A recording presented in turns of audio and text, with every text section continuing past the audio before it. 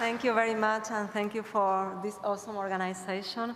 So, what happens to those who die in their attempts to reach the European Union? That single question sparked a heartbreaking investigation by a cross-border team of 8 journalists that has confirmed the existence of more than 1,000 unmarked graves of migrants buried in 65 cemeteries over the past decade across 8 countries: Spain, Italy, Greece, Malta, Poland, Lithuania, France, and Croatia. This project is a perfect example of how to do investigative journalism with boots on the ground, while shining a light on individual stories and humanizing victims beyond their current circumstances. What makes it even more exemplary is that it was conducted by a very small cross-border team, and out of the 8 reporters, 6 of them are full-time freelancers, and the other 2 are affiliated with small newsrooms. All this significant reporting was done with very little resources in a period of over 6 months. Migration is a highly reported issue, but in some cases, the human behind the story becomes just another cold statistic. This team went beyond this, capturing stories one by one, conducting 60 interviews in 8 languages, and speaking with families of the missing and deceased whose loved ones left for Europe from Syria, Afghanistan, Eritrea, Ethiopia, Iraqi Kurdistan, Algeria, and Sri Lanka. This investigation is also a great example of collaborative work that utilizes virtual reality not as a fancy tool, but as an innovative way to add to the narrative and storytelling. The journalists presented stories of Europe's border graves in 3 collections of 360-degree videos, transporting us to border cemeteries and capturing the voices of those who tend the graves and preserve their memory. There were diverse stories covered, such as people disappearing after pushbacks into dense forests stretching across 3 countries, unmarked graves along the Greek border, and missing data of the souls lost at the Italian seas, among others. This project made an impact of different levels. It gave visibility to stories otherwise hidden and sparked support for the next of kin in their pursuit of justice. So, what happens to those who die in their attempts to reach the European Union? Who searches for them? Who identifies them? Who buries them? Who remembers them? So I suggest that you go and explore their investigation, the border graves investigation, and congratulations to the full team.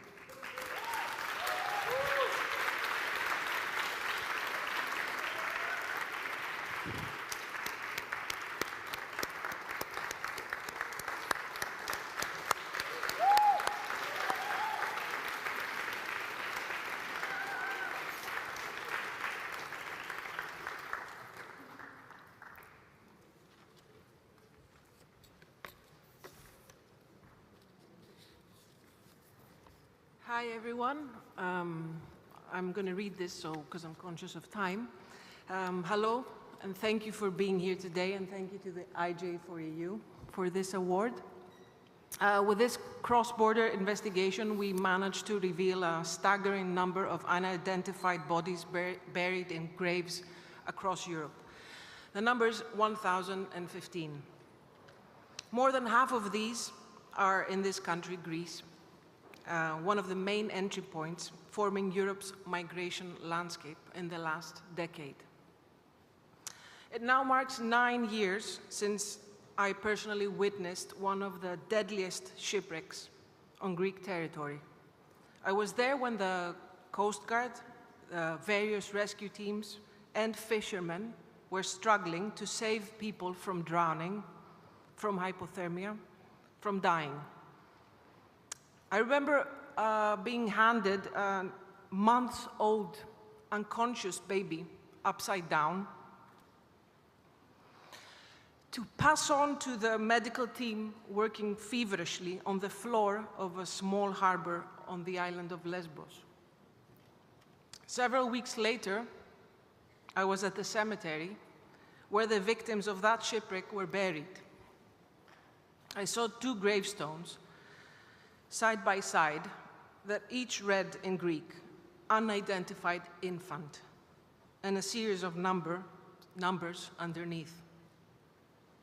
This cemetery was created in 2015 in lack of space to bury the victims of shipwrecks. This is our core border graves investigation team, as we call it, between us. Barbara, Leah, Danai, Gabriele, who are here, and Owen and Tina, who are not physically here, but are watching the live stream. Hi, guys. A heartfelt thank you to all the people and all the families who spoke to us. We are happy our work has made an impact.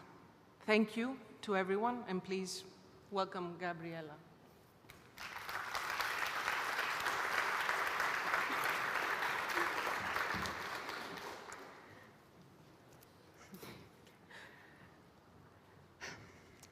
As journalists, we often speak about impact.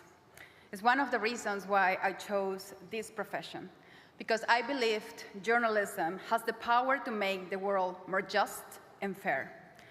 But if we want to change the world based on the investigative reporting we do, we must first change how we approach journalism itself. Today, we are being recognized with an Impact Award for our work on the border graves investigation. The jury likely found our investigation meaningful and impactful for several reasons. For instance, our work highlighted the systemic failures surrounding migrant death and disappearances, pushing this issue onto the European agenda. One of the cases I covered in Lithuania is now a legal case at the European Court of Human Rights, which is just one example of how our reporting is driving change. I do believe that our reporting has made a difference in people's lives. One woman from Sri Lanka who lost her husband after a pushback in Lithuania told me, "You presented our story in a heart-touching way and made everyone in the Western world cherish our love and understand our struggle, which I would have never dreamt of." So, what does it take to create impactful journalism? I will tell you that we need more human-centered journalism. We need to put people at the heart of our stories. Migrants aren't just statistics, numbers. They are human beings with dreams and struggles, just like all of us.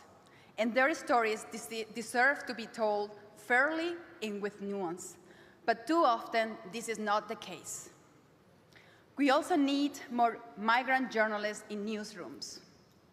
The underrepresentation of migrants in newsrooms across Europe has led to misinformation covering these very issues. As a journalist from Venezuela who migrated to Europe 3 years ago, I can tell you that migrants bring unique perspectives shaped by our own experiences, and that enriches the way we cover migration. That's not a disadvantage, it is a strength. We also need more and better collaborations with local journalists and ensure they get the recognition they deserve. Trust freelancers and young journalists with bold ideas. Support them, work with them, and compensate them fairly. If we want to create impactful journalism, this is where we start. Doing so will not only deepen the perspectives in our work, but will also resonate more strongly with the audiences we serve. And yes, this is how we make the world a better place. Before I end, I would like to thank the funders that supported this work, Journalism Fund and Investigative Journalism for Europe, the main newsrooms we collaborated with, The Guardian, Süddeutsche Zeitung, Unbias, and Solomon. Also to all more than 20 outlets across Europe that publish our reporting, helping us to bring and to reach bigger audiences. Finally, to Tina Su, who coordinated this investigation and brought our cross-border team together. Thank you.